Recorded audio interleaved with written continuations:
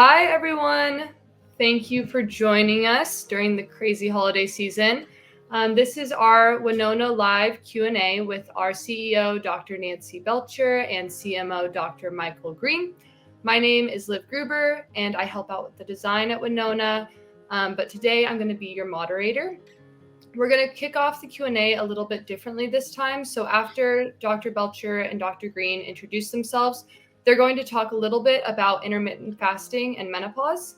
And then after that, that'll probably take roughly 10 to 15 minutes. And then we can hop right into the Q&As. So you can go ahead and ask all of your questions in the chat. So Nancy, do you want to start? Sure. Hi, I'm Nancy Belcher, and I'm the CEO and a co-founder at Winona. We are coming up on almost a year since our beta launch in California. So super exciting time. And thank you all for giving Winona an opportunity to help you feel better. And that's really what Dr. Green works every day, all day on, is helping get your prescriptions out to you at the right dosages. So Mike, I'm going to give you the microphone now. Hi, I'm Dr. Green. My name's Mike Green. Those of you who are patients already know me. So it's a pleasure taking care of you. I'm an OBGYN, been in practice over 22 years. I actually did a family practice residency, so I am board certified in family medicine, but I really don't do that. I do OBGYN. And it's really, it's just been a lot of fun hearing your guys' success stories. It really feels good to know that I'm helping people feel better and really live their full potential, and get through this transition stage in life, feeling better than they ever did. So that's really our goal, and it's just a joy taking care of you. Hopefully we can answer your questions today, and make things a little bit easier for you. So, I'll be honest with you. One of the big surprises when we launched this, we put out a symptom chart where you guys can tell us what symptoms you're experiencing.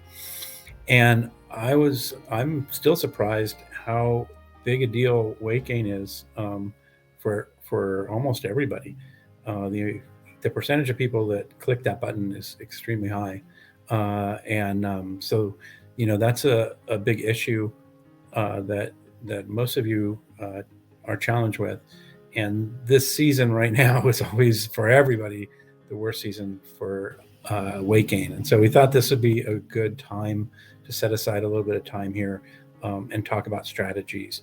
And intermittent fasting is kind of it's been around for a while, but it's sort of becoming more popular. And it's a really nice way of working on weight loss. Yeah, so both Mike and I have had the opportunity to try intermittent fasting. And when I was in graduate school, my study was in thyroid hormones and metabolism. And so I've spent most of my life looking at metabolism. And one of the things that's really nice about intermittent fasting is that you don't have to count calories anymore. You don't have to weigh your food anymore. If you want to get on the scale, that's great. You don't have to get on the scale.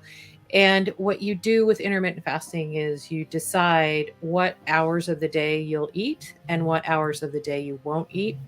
And what's really great about it is combining it with HRT is that HRT is great at reducing those cravings that we have. And so if we can reduce the cravings and we can get a solid 12 to 14 hours of a fast in, then our sugar in our blood, our glucose levels are going to go down, our insulin is going to go down, and we're going to start actually burning fat. We're not going to be breaking down protein that makes your muscles. And so it's a really effective way of combining HRT and intermittent fasting. And Mike, I'm going to turn it over to you to talk about some of your experiences with it. But I know that I, as a woman going through menopause, taking HRT, was never able to really effectively try intermittent fasting because I had these overwhelming cravings and I was just hungry, and would actually kind of break out into a sweat because I was so hungry. And now that I'm on HRT, it seems like the hormones are balanced out better and I can actually go that 12, 14, even 16 hours without eating, and it doesn't seem to be as big of a struggle as it used to be. So yeah, I've been doing intermittent fasting sort of as my way to keep my weight in check recently. I've always been on the heavy side and struggled with my weight, and I've been on every fad diet known to man since I was a kid. I wouldn't consider intermittent fasting a fad diet. I actually haven't been doing fad diets in a very long time. I'm always looking now for more sort of evidence-based scientific ways.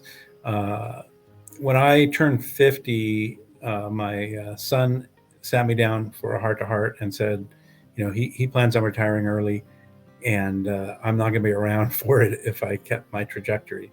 And so I lost 55 pounds, started going to the gym, doing powerlifting. And I did that really by strict calorie counting, using an app on my phone. And it was a lot of work. And now I've sort of been maintaining. And I found that my weight had crept up over the summer.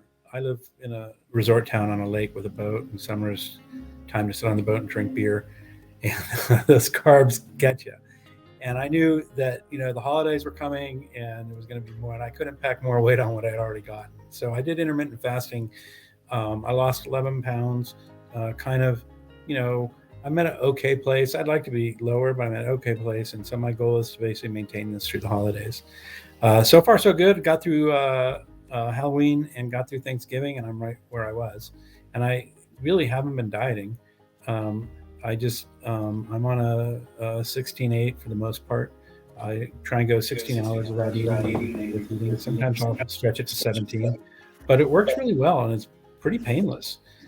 Sometimes, in the morning, my tummy will grumble a little bit. And so I've sort of trained myself to think, oh, I'm losing weight.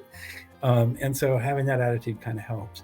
But the other side of it is that, this isn't like a religion. You don't have to be totally strict about it. So, there are times when I'm at the hospital and all of a sudden I realize I'm going to be stuck in the operating room for a while, and it's just not safe for me not to eat. And so I'll eat something before I go in the OR, even if it's not 16 hours, so that I can be, trust me, if I'm operating on you, you want me at my maximum ability. And so those kind of things are important, and, it doesn't throw everything off. And that's an important thing too, is to allow yourself to eat when you really need to. The other thing I was going to say, with Christmas coming up, this is a question I get from patients all the time. It's like, how can I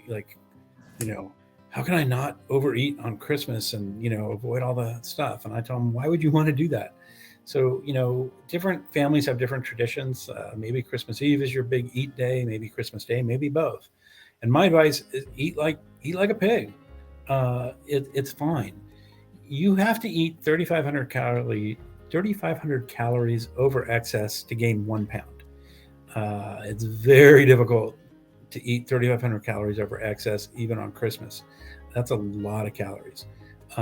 So the trick isn't not eating what you want on these special days. The trick is getting back to eating healthy the next day. So the problem, at least for me, and I think for most people, isn't Christmas. It's the next week, the next 2 weeks, the next 3 weeks, eating all the junk that's accumulated in the house and getting back into that habit of eating healthy, or getting back into intermittent fasting. So that's sort of, I think, for the holiday season, I think that's a big way to think about it. Yeah, and the thing that's great for me is I know I'm a big nighttime snacker.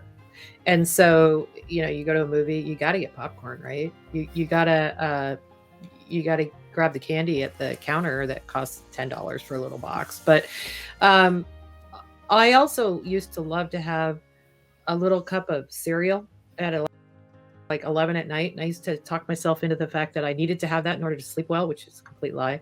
And so with intermittent fasting, what happened was these extra calories that I was getting after dinner, which in a week will add up to 1 pound, they're gone. And so I saw this leveling out of the weight gain. And then with HRT, the cravings are gone.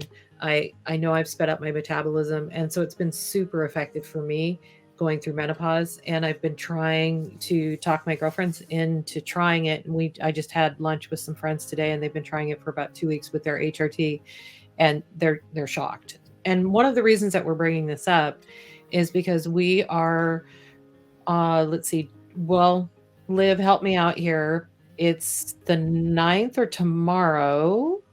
We are releasing the Facebook page that is going to be a community of women. So Winona Women, and we'll talk about HRT and intermittent fasting.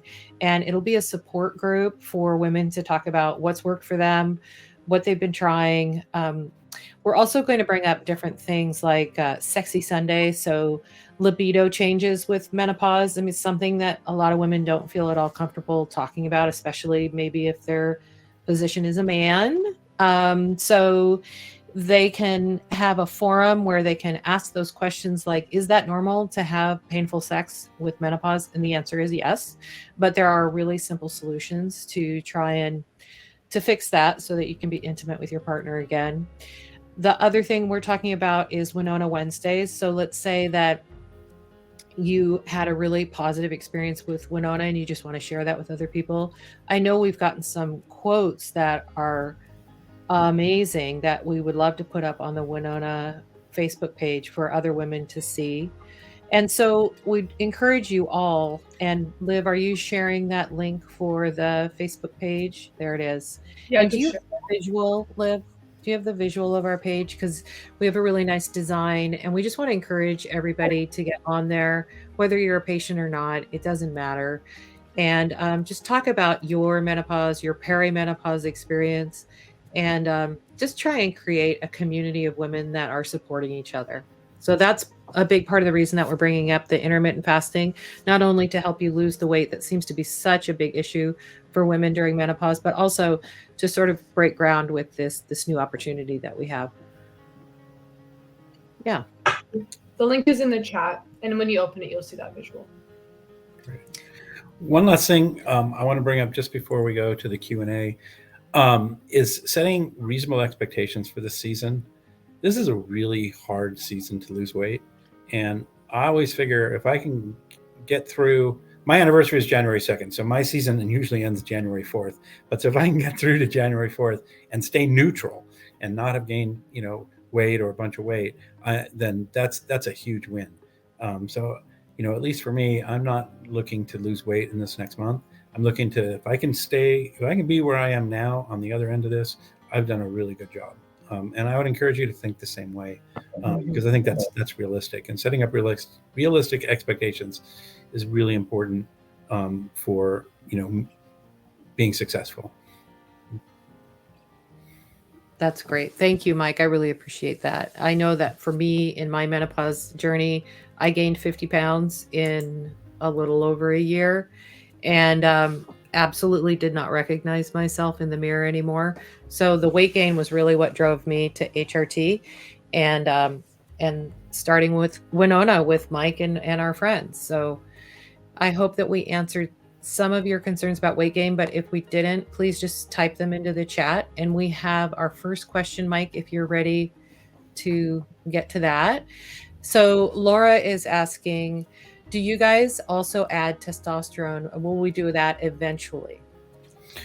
So the answer is probably not, unless the law changes. So the testosterone is a controlled substance, and we really do, as you know, telemedicine, telehealth, and it's very difficult to prescribe controlled substances legally. And of course, we want to do everything, by the book, through this kind of venue. So there are some companies that do it by sending people out to people's homes and things like that. And that's really not something that we're probably going to be doing. We do use DHEA, and DHEA gets broken down into estrogen and testosterone. And it really does a nice job of bringing testosterone levels up, especially if you're low. It'll bring them up to that sort of medium range. It won't push them, at safe doses that we prescribe. It's not going to push testosterone into really high level ranges or above normal. That's not really the goal. So we do use DHEA, and that does a nice job. It's much more gentle and gradual of bringing testosterone levels up. It's also a little bit safer. You're not going to get what they call androgenic, or the male type of side effects that you can get from testosterone. But DHEA works. It works enough that in a lot of highly competitive organizations, it's a banned substance. So it's not just some excuse, but it really does work.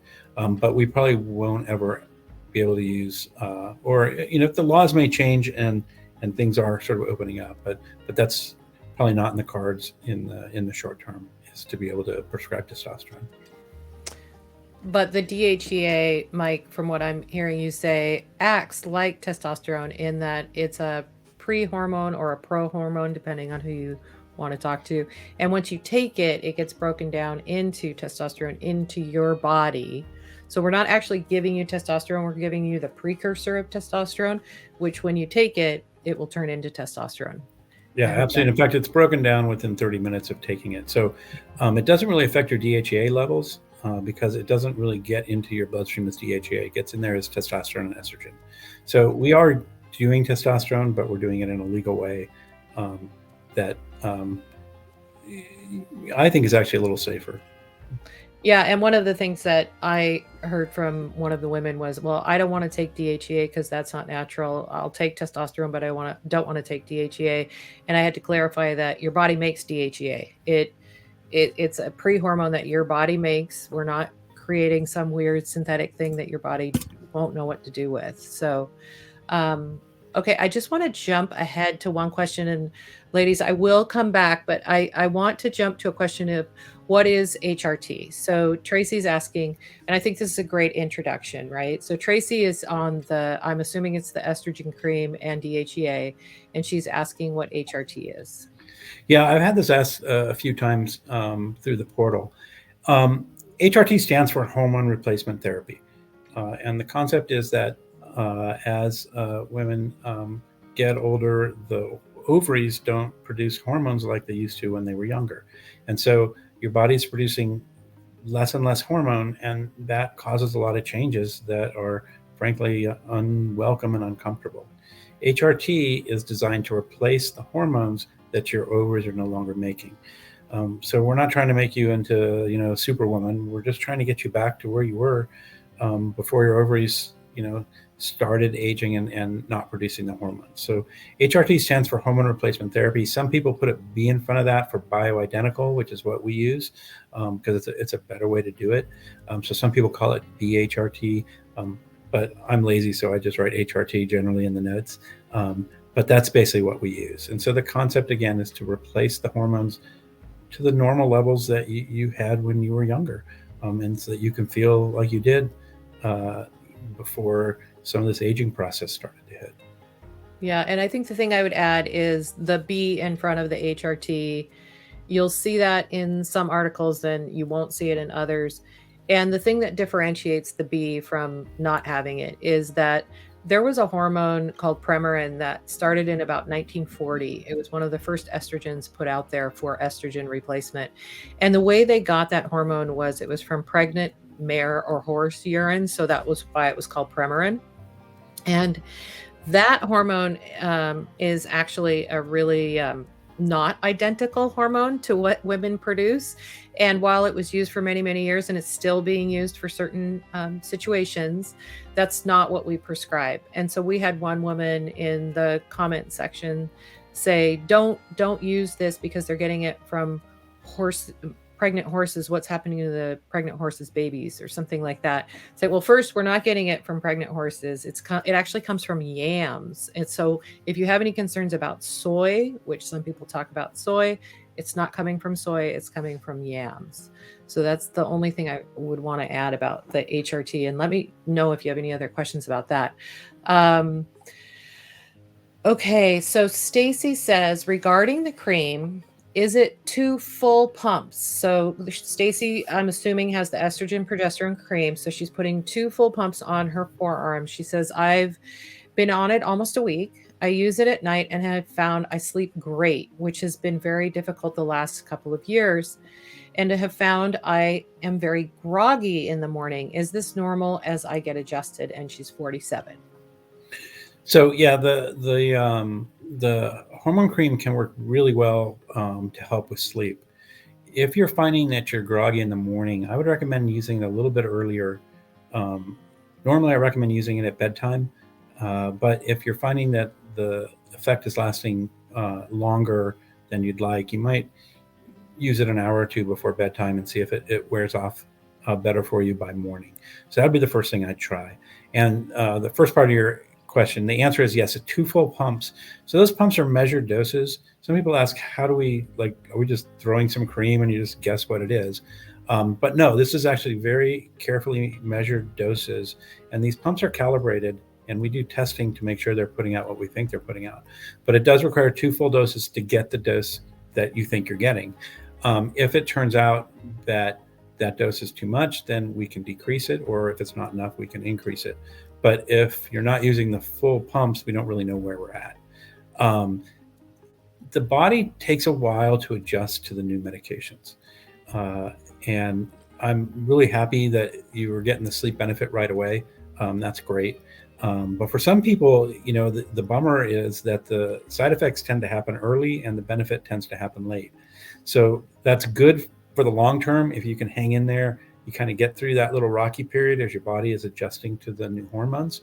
And then those side effects kind of go away, and then you start reaping the benefits.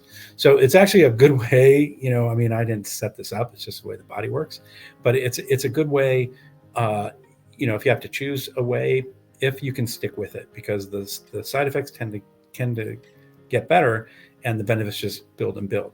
But at the beginning, it can be a little discouraging because you're getting these side effects, you haven't gotten that much benefit yet, and you're like, geez, am I ever going to get better? In your case, you are getting some benefit right away, so that's wonderful. I think your body's going to adjust with time, and you probably won't have that hungover feeling. But again, one thing you could do is try using a little bit earlier in the evening and see if that helps. Yeah, and it might be a big change for you in that, so you're, again, Stacey, I'm assuming you've got the progesterone in the mix, and progesterone is called the calming hormone. It's one that brings sort of that anxiety down and really allows you to sleep. It also impacts cortisol, which is that stress hormone. And cortisol's at its highest in the morning. And so if you're taking progesterone at night and it's decreasing the cortisol, then you might not be waking up with that same sort of zing that you used to, but it also means that your anxiety is coming down too. So I would do what Mike says, definitely. He's the doctor, and he says, try it a little earlier, but that's also sort of like kind of what we're looking for a little bit, like just bring the edge off. I know I had huge anxiety before I was taking HRT, so hopefully that helps. Okay, so, and then Liv put in the link for the Winona Women. So again, we'd love to have all of you there. And we talked about what DHEA does. And then Stacey wants to know, how is Winona different from other bioidenticals where we submit our own saliva? So she's asking about the testing. So it can be saliva or it can be blood. So Mike, if you could answer that. Yeah, and there's actually 2 parts to that. But one is really I think the main focus of that question is probably the testing, like you're saying. But I also want to talk about how we're a little bit different, I think, than some of the other companies. First off, you know, in my opinion, tests for hormone replacement are, it's gimmicky, it doesn't help, and it's a moneymaker for a lot of people. We've decided not to do that because it's not helpful and it's really not legitimate. There was a big article, it's a little over a year now, in the New England Journal of Medicine. It was an editorial, and the title, I think, was "Stop Ordering Tests for Hormone Replacement." So hormone replacement really is based on symptoms. And the problem is that the hormones fluctuate greatly day to day, and even throughout the day. And so when you test a hormone level at one given time, you're just getting what your hormone level is at that moment. But test it again in a couple hours and it may be very different, or a couple of days. So it doesn't really tell you that much as far as big picture what's going on in your body. What really tells you is, how do you feel? You know, what are your symptoms? And there are some symptoms that are clearly estrogen symptoms. There are some symptoms that are much more testosterone symptoms. There are some symptoms that are progesterone symptoms. And there's a lot of symptoms that are combination. And these hormones work together, you know, to help improve your well-being, sometimes together better than individually even. So it's not that cut and dry, but it does help a lot. And so I've been doing this for a long time, and I've gotten pretty good at seeing what your symptoms are. I've got an algorithm based on your symptoms, your medical history, your BMI, different things that helps me come up with an initial dosage.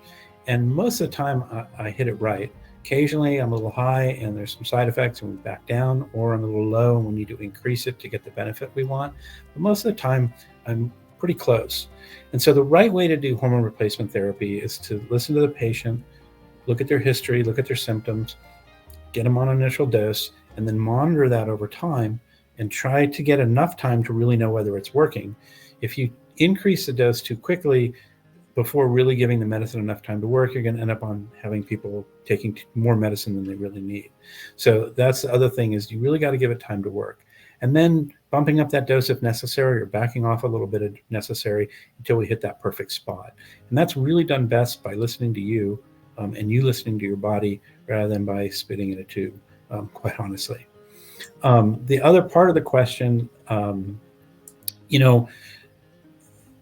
we are blessed with a really incredible compounding pharmacy. I am blown away how smart these guys are and how good they are. And the compounding medications is an art. And I know that we have a really, really top-notch pharmacy. And I feel really good about the medicines that we're putting out, that they are what we say they are, and they work, and they're safe and they're effective. And I also know, we have integrity. I definitely, I know Nancy does. I know I do. All the people we work with, and yes, of course, we want to make money, but this isn't a huge profit-driven thing. Otherwise, we'd be ordering all these saliva tests and things like that, because those are big money makers. But we really want to do it right, and we want to serve you, and really we really want to get you feeling better, and we want to do it in the most efficient way for you possible. And so that's what we're trying to do, and that's what we're about. And I think we got a good thing going. And I'm sure there are other good companies as well, but I know this one, and I feel really good about being part of this. Yeah, and I think that what some people don't realize is that it is the Winona pharmacy. So we don't have a third party distributor that we say, oh, we just got an order, mail the stuff. These are our people. So we know Jacob, we know their first names. We talk to each other every day. If a patient has a problem, we talk to them directly and say, hey, occasionally there will be a pump that is a little weird. Sometimes there's a little air in the pump when you first get it. We'll say, Jacob, their pump isn't working. Jacob will get right on it. So there's a continuum of the care that we're providing. So it's not just you get on this thing and we give it to a whole bunch of other people to fulfill the order. These are our people fulfilling the order, and we know how good they are. So I think that's what really makes us different. In an effort to understand the landscape of telehealth, I was a patient on other health platforms, and we chose to do it this way because we wanted to be different. We wanted to be personalized. We wanted to know exactly every step of the process so that we didn't stumble. And if we stumble, we'll admit it and we'll work with you to fix it. Okay, so I love this question, Mike. You ready for this one? Laura says, my friend is yelling in the background. I want to know your friend's name. Hello, friend. She says, HRT, isn't that the bad replacement therapy? So when you said HRT, it is plant-based, correct? And Mike, if I can start this one. Please. So so I'm a recovering scientist. I was a scientist for many, many years. I have a PhD in biochemistry. The place that I did my postdoc, where I was doing molecular biology and genetics, is here in Seattle. That's where I live. And they released what was called the Women's Health Initiative. The Women's Health Initiative was this huge study that had 161,000 women from 40 different sites across the United States. And in 2002, they released this data about HRT, hormone replacement therapy. Now, remember, we were talking about Premarin, right? That hormone that came out in the 1940s. That was that horse mare urine. That was the only hormone replacement they used in that study. They didn't have bioidentical at that time. And if they did, they didn't use it. They also didn't include any women in that study that had hot flashes. The average age of women in that study was 63 years old. Some of the women were 79 years old and already had complications from heart disease, diabetes, et cetera, before they even entered the study. So this study comes out in 2002 and basically says HRT is going to cause all of these different things. The one that really was a red flag for everybody was breast cancer. Now, my mom's a breast cancer survivor. My mom actually was a part of this study. She never took hormone replacement therapy. She just filled out forms. She was like their null group, the one that didn't get anything. And so my mom was one of these study participants. I was a research scientist at the institution that released the Women's Health Initiative. And I can stand by a statement of that was a horribly done study. It was really poorly done, and it was a disservice to women that want to get symptom relief from menopause. And so that was one of the reasons why I started Winona, which was we went from, most doctors prescribing estrogen therapy, hormone replacement therapy in about 2000 to it dropping to not only were the patients afraid to take it, but the doctors were afraid to prescribe it because of this one study. The other thing I want to add, and sorry, I'm just going off on a crazy tangent here. Most of the time when you do research in science, you do what's called a peer review. So if I studied my rats and I had a result, I would send it to Mike. I would send it to a journal to have it published. And the scientists at that journal would evaluate that data and say, did they do it right? Did they have the right number of people in the study? Did they do all the things right? And before it ever would get published, they would make sure that it was all relevant. Unfortunately, the 2002 Women's Health Initiative study went directly to the media. It was not published in a scientifically reviewed journal. And so it just went like wildfire and everybody got it. And it's still the top of your search when you do a search, go on Google and you search it. So we're really pushing back against all of that. Okay. That's my little podium speech.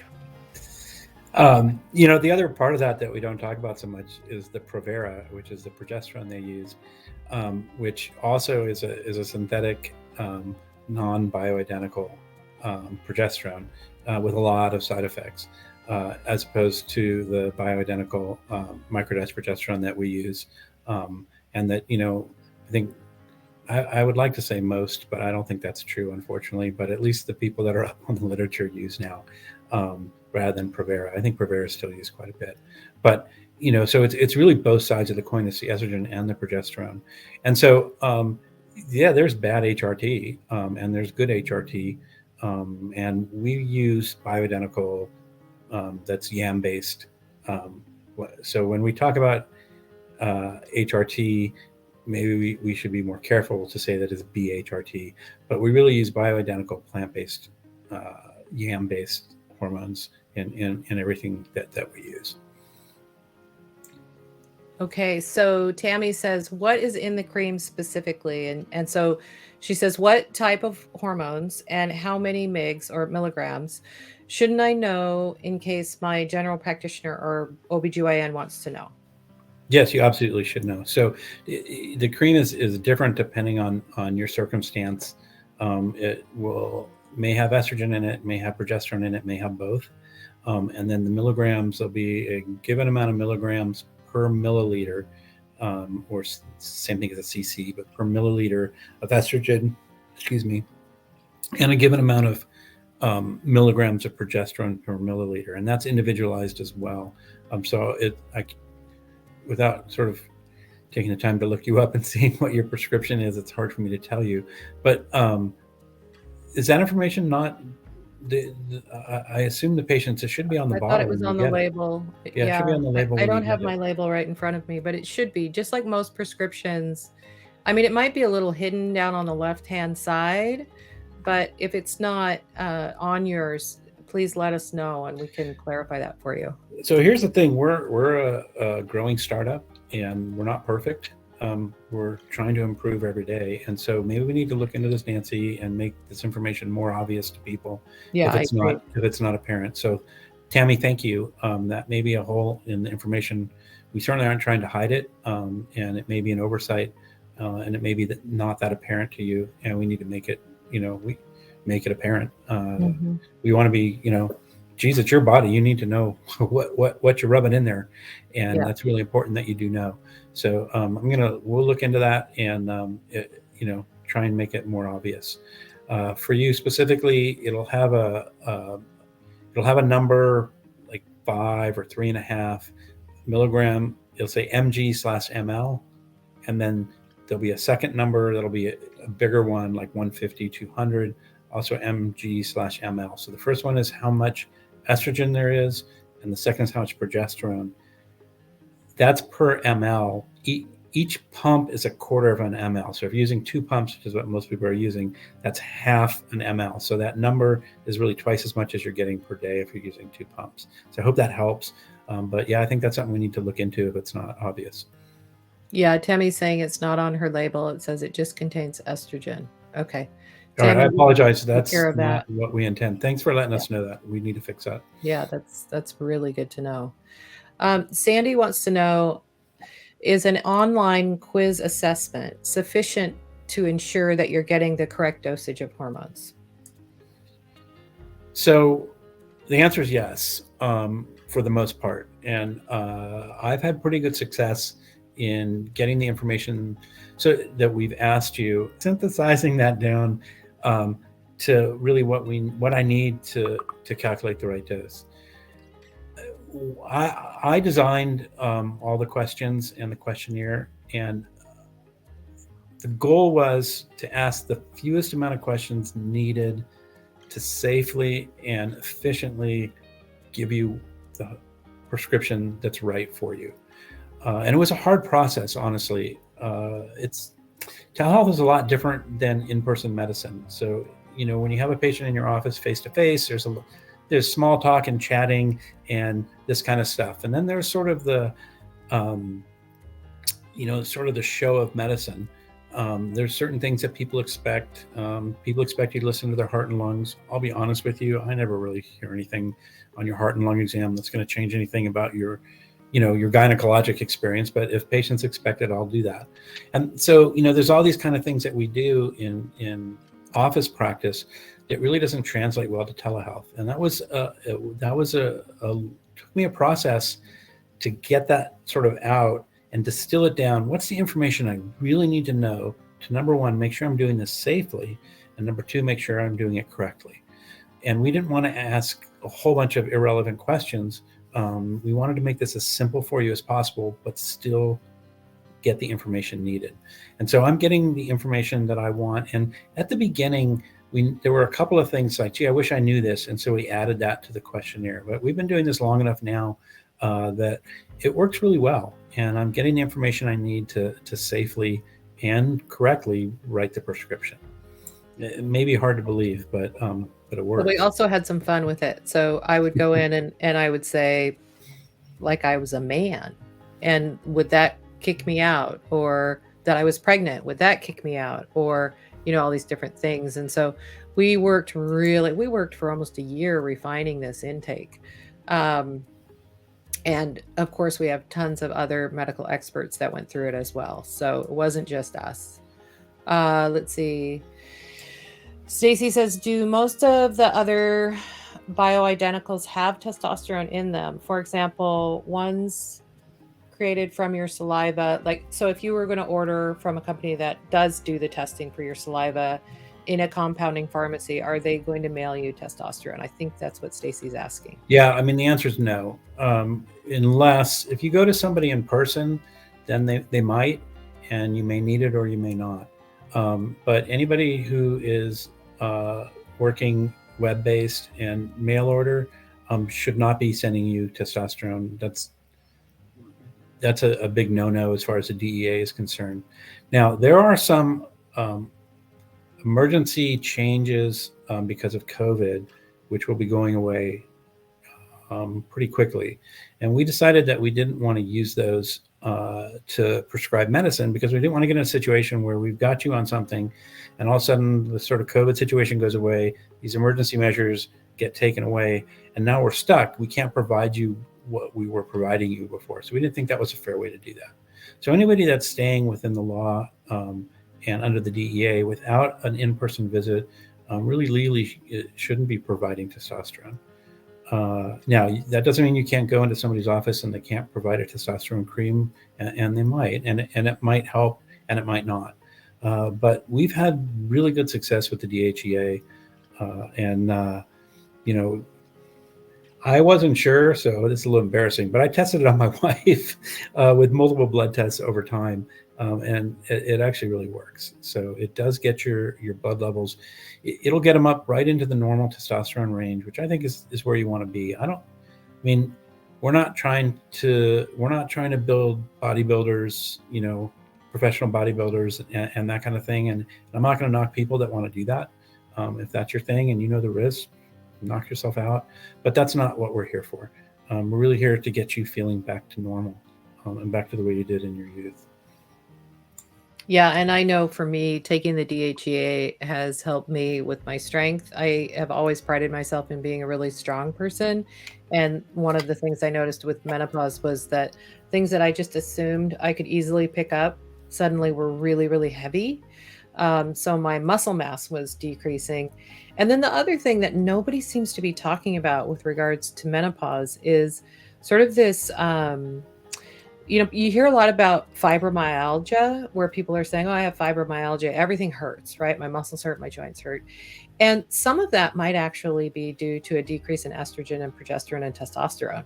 And so the aches and pains that I thought, I'm getting old, they're gone. And, I still kind of feel my knee once in a while, but those chronic achiness, I'm not experiencing anymore. So that's really great. And then Tracy says, thank you for the explanation. So far, so good. Feeling more energetic and sleeping really well. And she's been on it for 2 weeks. So kudos to you, Mike. Karen says, was taking progesterone and it's Vivel, right?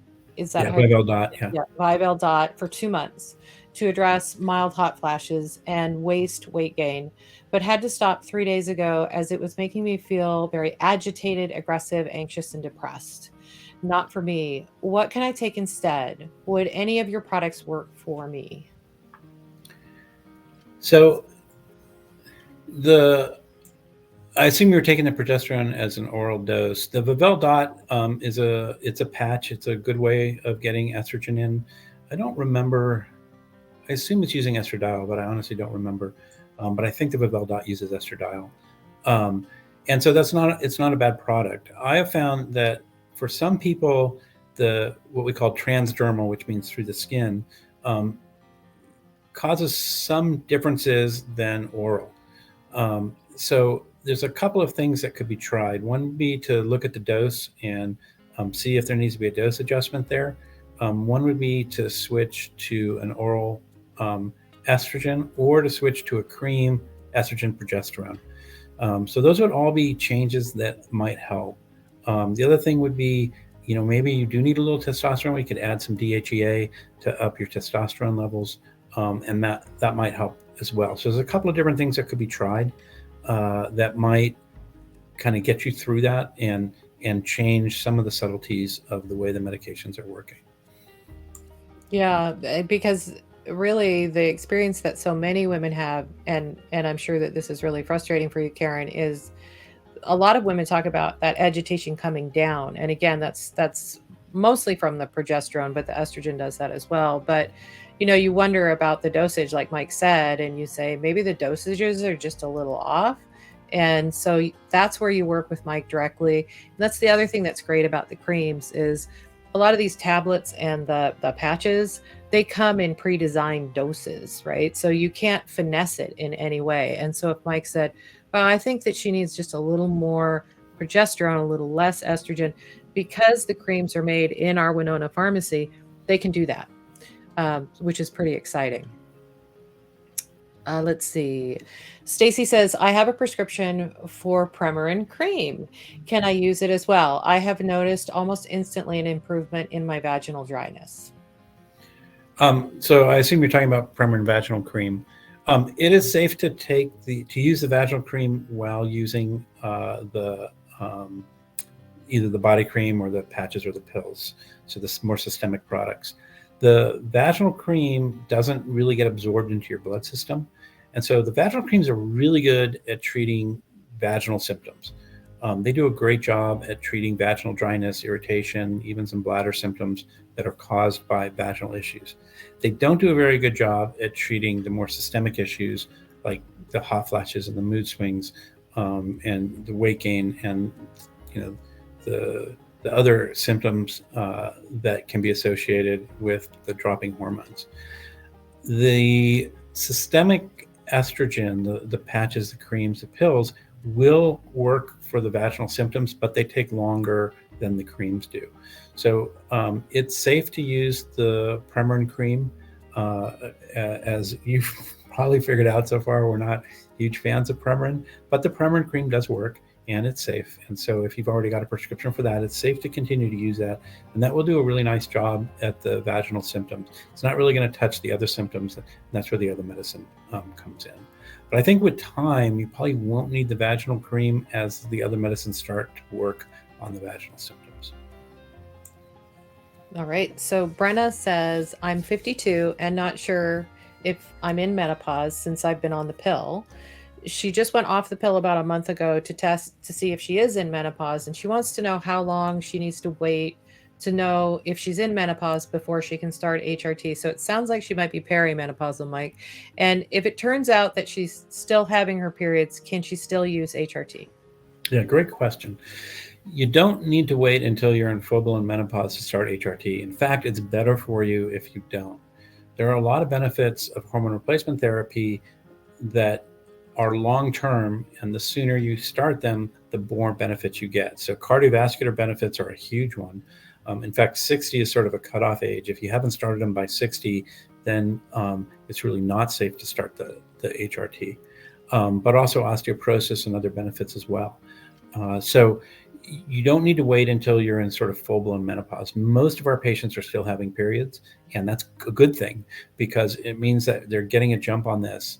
The other thing is that it's a lot easier to treat problems when they're small problems rather than big problems. We had a pipe burst in our house a couple of weeks ago. And, the first thing you do when a pipe burst is get that shutoff valve and get that water stopped because it's not that hard to fix the pipe. It's the water damage that's hard to fix. So when you let problems really get out of control, they become a lot harder to get under control and get fixed. And so you really want to be proactive and you want to fix problems before they get too bad. And they're a lot easier to get them taken care of. So, most likely you're a great candidate for this. And the other thing, well, at 52, you're not going to need birth control. But, we have younger patients that are on birth control pills for their, prevention of pregnancy.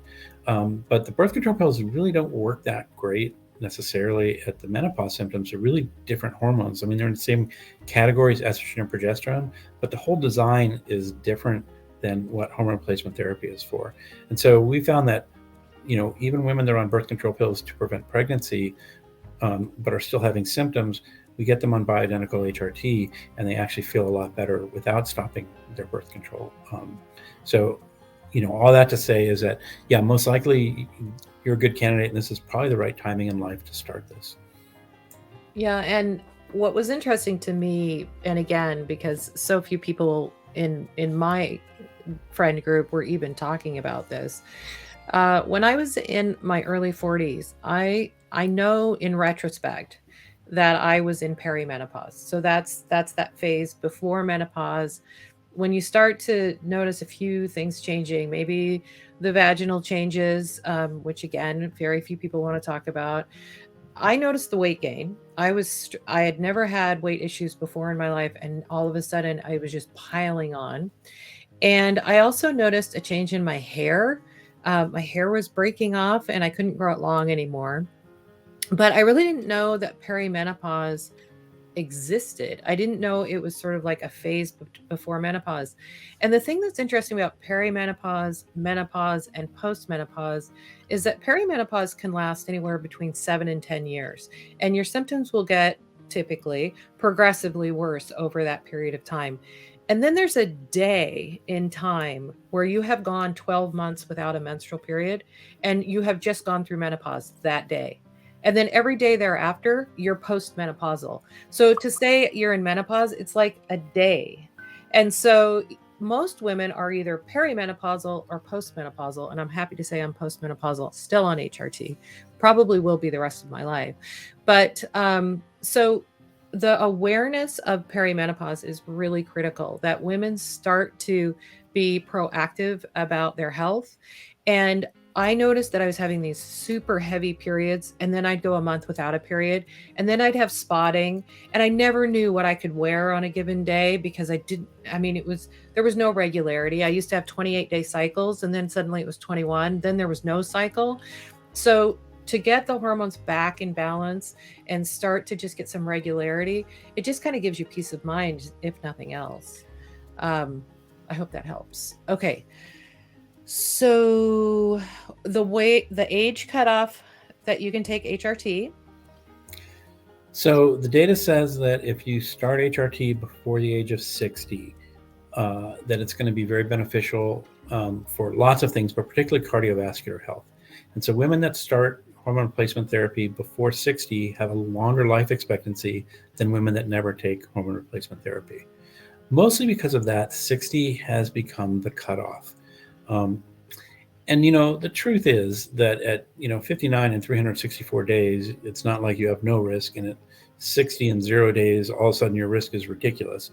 It obviously doesn't go that way, but you have to draw a line in the sand somewhere, and so that's where the traditionally and the medical community have drawn that line in the sand.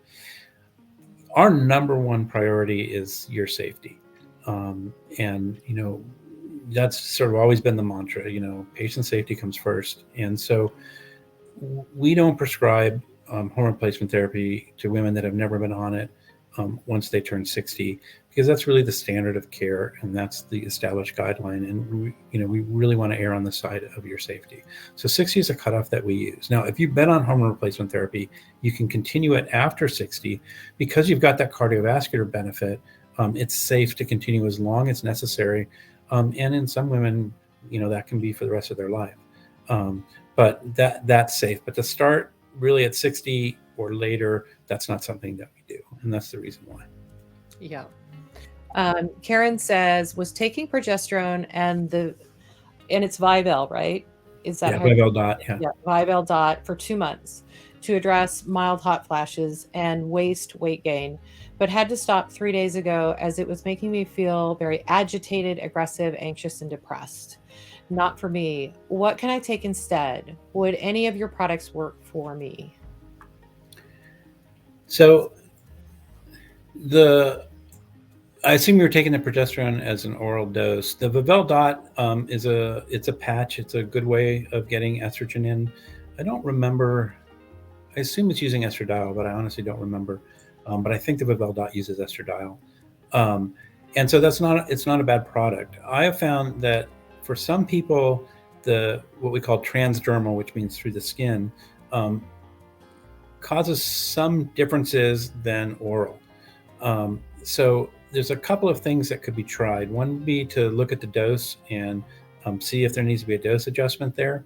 One would be to switch to an oral estrogen, or to switch to a cream estrogen progesterone. So those would all be changes that might help. The other thing would be, maybe you do need a little testosterone. We could add some DHEA to up your testosterone levels, and that might help as well. So there's a couple of different things that could be tried that might kind of get you through that and change some of the subtleties of the way the medications are working. Yeah, because really the experience that so many women have, and I'm sure that this is really frustrating for you, Karen, is a lot of women talk about that agitation coming down. And again, that's mostly from the progesterone, but the estrogen does that as well. But you wonder about the dosage, like Mike said, and you say maybe the dosages are just a little off. And so that's where you work with Mike directly. And that's the other thing that's great about the creams is a lot of these tablets and the patches, they come in pre-designed doses, right? So you can't finesse it in any way. And so if Mike said, well, I think that she needs just a little more progesterone, a little less estrogen, because the creams are made in our Winona pharmacy, they can do that, which is pretty exciting. And then Stacy is saying, thank you so much for this webinar. Your answers and feedback are wonderful. Let's see. Once we have started with HRT or with Winona, do we just continue taking this for months, years, and at some point do we stop taking it? So the average woman is on hormone replacement therapy for about 5 years. Now there's a huge variation in that. And there are some that are on it for years and years or even for life, and there are others that are just on it for a short period of time. I generally, sort of depending on your age, recommend staying on it at least for a few years. After that, you could try a trial off of it and see how you feel. My personal feeling is the less medicines that you need to take, the better. But on the other hand, if medicines are really improving your life, they're worth taking. And so at some point, it's worth going off of them and seeing how you do. And you might find, oh my gosh, I feel terrible. And then we start them back up again. Or you might say, hey, I don't need them anymore. And that's great too. So that's the way I approach it. But the average is about 5 years. Yeah. And I think for me personally, I'll probably stay on it because I take a very low dose, and I had such severe symptoms, not just the weight gain. I had hot flashes where honestly at work I had to have a change of clothes, that they were that bad. So I will probably stay on it, but that's a personal choice. That's up to you. Let's see. I think I lost my place. I'm so sorry. Are there side effects from taking DHEA? So there can be. What's the expression? There's no free lunch, right? So most women do really well with DHEA.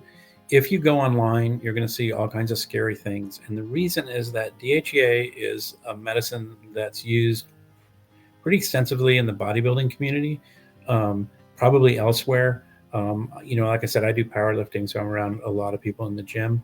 And I know that it's a very commonly used medication, but in like 10, 20 times the dose of what I prescribe. And in those dosages, yeah, there's a lot of side effects and can cause problems. In the dosage I use, which is basically 25 to 50 milligrams, it's a very, very safe medicine. There can be some side effects. Occasionally somebody will get acne. That's usually if it happens at the beginning, and it usually goes away with time. Every once in a while you have somebody, and it's pretty rare, I would say probably 5% or less, that just doesn't tolerate it. It changes their mood or they feel antsy and not well. That's pretty unusual. That's mostly what you see with DHEA. But again, if you go online, the other thing you're going to see if you go online is they're going to say don't use DHEA with estrogen. And the reason is that DHEA again gets broken down into testosterone and estrogen. And so if one person is giving you a bunch of DHEA and someone else is giving you estrogen, you may end up with more estrogen than you need. Since I'm prescribing both, I take the DHEA into account when I dose the estrogen. So that's not a thing to worry about. But that's why you might see that on the internet. Yeah, that's a great point. Thank you for saying that, Mike. Okay, so Ingrid says, I'm 43 and I've been on treatment with you guys for 3 weeks and I feel so much better. I'm very thankful for you guys. And then Mike, Dr. Green, you're the best. So did you hear that, Mike? Take the compliment. Thank you. That's really Ingrid, sweet. we agree 100%. We love Dr. Mike. Let's see. Laura says, I'm on week 3 with you guys. I was getting 25 to 30 hot flashes per day, and she's down to 6. That's great. Phenomenal. Wow, yeah. Laura. And if you're only 3 weeks, I think we're going to get more improvement out of that. So my goal is 0. I always want people to feel their best. And thank you for letting us use your testimonials. This is really great. Let's see. So Tammy's asking, if I forget either the cream or the DHEA one day, should I skip the other one, or can I take one or the other alone in a day? Yeah, great question. No, go ahead and take it when you remember it. And so you can take the other one. And let's say that, the DHEA, honestly, it's not important what time of day you take it. My recommendation is to take it whenever you're going to be best at remembering it, because consistency is important. I'm on Lipitor. I put it in the drawer with my toothbrush, and I take it in the morning when I brush my teeth. It just becomes part of my routine, so I don't forget. But if I do forget and I go to brush my teeth at night, I'm like, oh crud, I didn't take then I'll take it then. And that's kind of what I recommend doing, particularly with the DHEA, since it can be taken anytime. So if you normally take it in the morning and you reach into the drawer to get your cream and you realize, oh, I didn't take my DHEA, then go ahead and take it. But it's safe to take one without the other if you forget. That won't cause a problem. Oh, and then Mike, what do you think about people doubling up? So that I wouldn't necessarily recommend. Yeah. I think it's going to cause side effects. The DHEA in particular, but all of these medicines have a fairly long half-life. And so if you're on them for a while and you miss a dose, your body's not going to notice that so much. But if you double up, you're going to hit your body kind of hard and you may end up with side effects. Yeah. What I will say with the cream, though, if you're on estrogen progesterone cream and you forget for a couple of days or so, don't be surprised if you get some spotting, because if you forget, it may punish you a bit, and it may trigger a period. So that does happen. So try to be consistent with it. Again, taking too much or taking too little, can cause side effects. And as best you can. It's hard to be perfect, but be as perfect as you can. But yeah, I wouldn't recommend doubling up. I don't think it's going to give you a lot of benefit, and I think there's a reasonable risk of getting side effects from it. Mike, am I crazy? Did I ask Karen's question? I'm 65. Did I read that one? No, I don't think so. Okay. Sorry, I'm distracted slightly here. So Karen asked, she said, I'm 65, and you addressed her earlier. What should I do if I'm too old for these products? So what can Karen do? Yeah, so if you're having vaginal symptoms, the vaginal creams are safe over 60. So that's one thing you can do if you're having vaginal dryness, pain with intercourse, urine symptoms. Those can be addressed with a vaginal cream, and that is safe to use over 60. So that's one thing from a medication point of view. That's a safe way to go. There are some over-the-counter herbal stuff. Honestly, the data is not great for them, but it's something that could be tried. If you want. Nancy, do you have? I worry about like black cohosh that causes. Yeah, that one's not a good one. There's definitely issues with that. Mm-hmm. So Karen, Karen, you were never on HRT before. So, and this is the caveat. If you were on HRT before, then we can talk about restarting you on HRT. Yeah, I don't have a good answer if you've never done it before. It's a standard throughout the world, honestly, in Britain, in Canada, in the US. If you're over 60 and you've never tried it, we don't prescribe it. So it's just unfortunate. I'm sorry. Yeah. Okay, so one more question. I have had doctors tell me to take Sunday off on hormones. Oh, I love this question. I see this a lot on the internet. Do you recommend we take it 6 days a week or 7? So going to church on Sundays is great, but do it with your hormones. There's no reason to take a break from this. So you really want to do this every day for maximum benefit. And like I said before, skipping even one day for some people can cause bleeding. You really want to take this. You really want to do it every day. You don't want to take a day off. I usually get the question, do I stop it during my period? The answer is no. Regardless of what your menstrual cycle is doing, you want to take it every day. This is very different from birth control pills, where we give people a break, usually a 7-day break to get a period.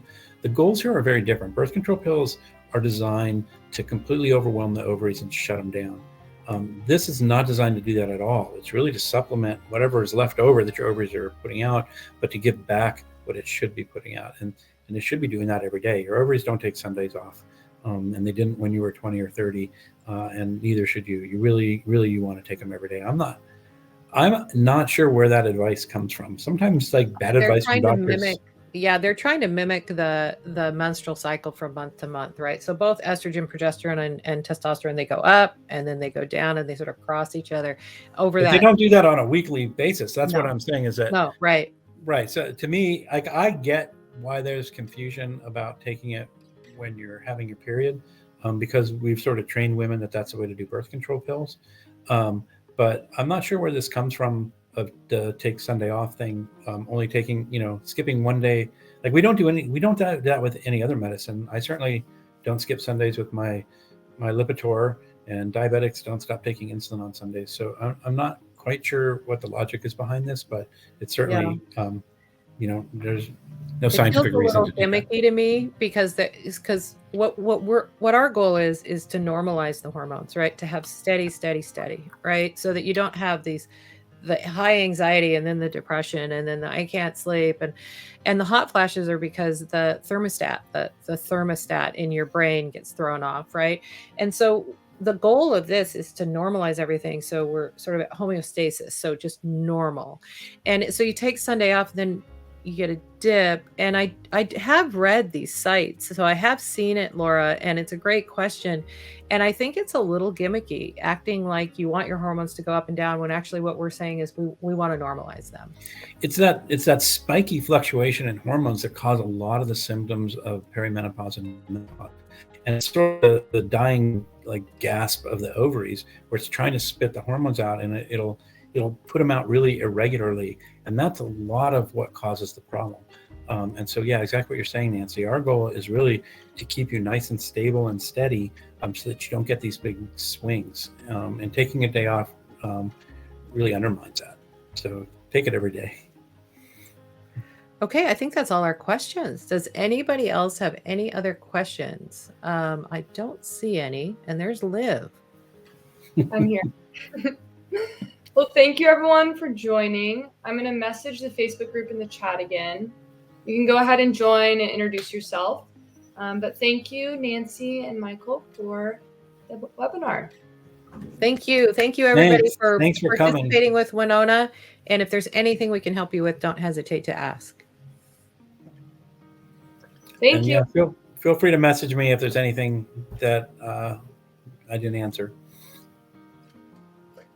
Awesome. Oh, you got another thank you, Mike, from Tracy. Thanks for coming, Tracy. Good night, everybody. Bye, everyone.